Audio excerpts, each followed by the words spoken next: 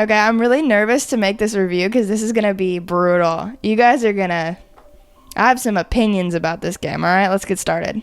Super Metroid came out in 1994 for the Super Nintendo, and this game is perhaps one of the most beloved games of all time, but as someone who didn't grow up and has no nostalgia for it and is a newer gamer, I'm giving my perspective today, and it's a little bit different from the other reviews you might have heard and seen about this game. So the gameplay of Super Metroid is something that is absolutely beloved, and for the most part I had a pretty decent time with it. Samus feels pretty good as you control her using the missiles, beams, charge beams, and the morph ball. However, I cannot stand the jump mechanic. When you get the space jump, it is so difficult to find the timing and to control it right. I still ended up getting through the game and using it a lot because obviously you have to, but I hated the timing of that. It was so difficult. And it's not because I'm a bad gamer, okay? Like, I'm bad at everything, I will admit, but this I would not put on me. That was clunky to use, all right? The wall jump is also kind of insane because it's super hard to execute because you need to go out and then back and then jump or something. It's kind of insane. It feels like I'm playing a fighting game.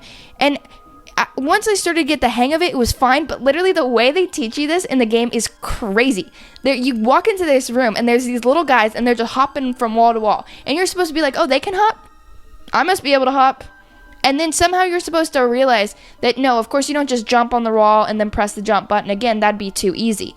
No, you jump on the wall, you go out, and then you jump again, and then as you're going in that one, you have to go the opposite way of the wall. What? Literally what? And I just seriously can't get over the way that they teach this to you, because how do you know? How do you know? I got in that room and I was like, well, they're definitely trying to show me something. So then I had to look up how you're supposed to do the jump, because I was like, I don't think you can even do a wall jump.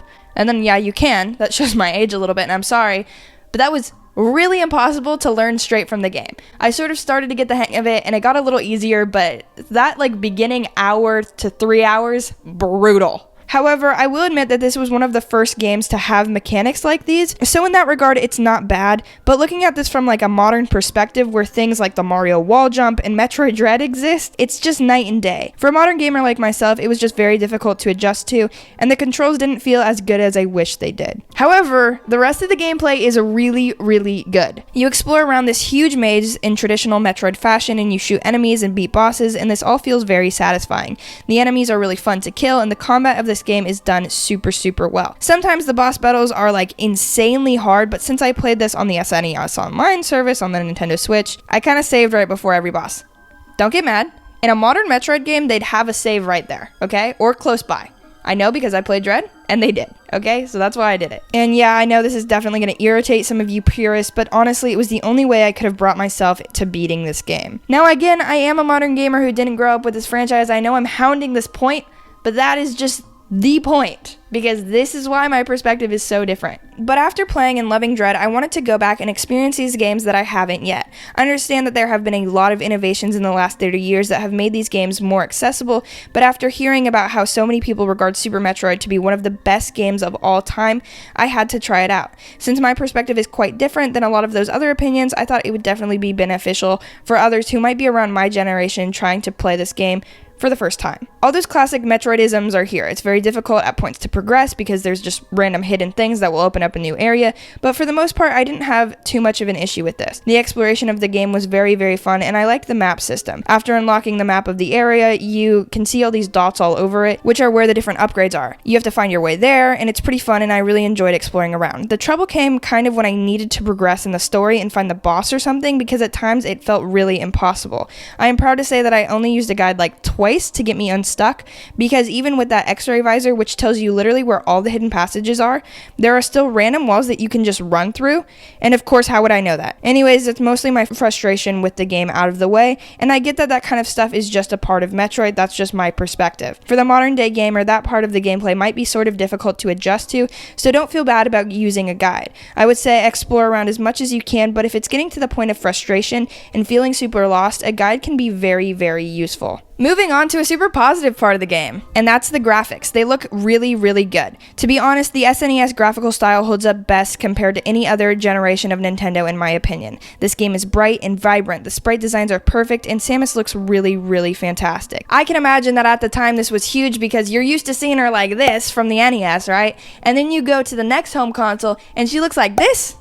That's crazy. It's a very, very good addition, and that sprite design still looks fantastic. Each of the enemies also looks very, very cool, and I think that they did a good job of looking somewhat menacing and yet sort of like a really cool space creature trying to just protect their home from Samus, who's actually the intruder here. So who's really the bad guy? Sorry, that was very like Gen Z of me. That was a joke. The bosses are also all designed very well, and their pixel art is stunning, and you can definitely tell that a lot of care went into designing them.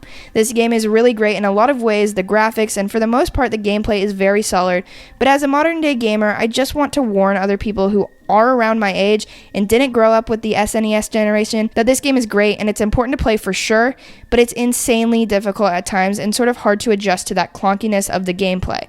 So don't feel bad if you need to use a guide. Real quick, I do want to mention that the pacing of this game is absolutely fantastic because every time I would get like a new power-up, it was multiple within an hour, which I thought was really, really cool because it's like, even when you're not getting those big main power-ups, you're always getting new missiles and new energy tanks and stuff like that. And I think that really went into a lot of helping the pacing of this game because I felt like I was moving through it very quick and I never felt like I was really wasting time even when I was wandering around, because oftentimes that would lead me to find some secret, some hidden missiles, some hidden energy tanks, something like that was definitely worth it. Honestly, I think that this is one of the best paced Metroid games, right behind Dread in my opinion. I think Dread is paced really, really well, but I think this is better paced than Prime and Fusion for what I've played of it so far. But don't quote me on this because I don't really know so far. So after playing and beating 3 Metroid games so far, that being Prime Remastered, Dread, and now Super, I have to say that Super for me is in last place. Not because it's a bad game at all, but because a lot of the modernizations to the new games in the gameplay department have helped me get through the game a lot easier and more intuitively. Overall, I do give Super Metroid a solid 7.7 out of 10. I think it's a really good game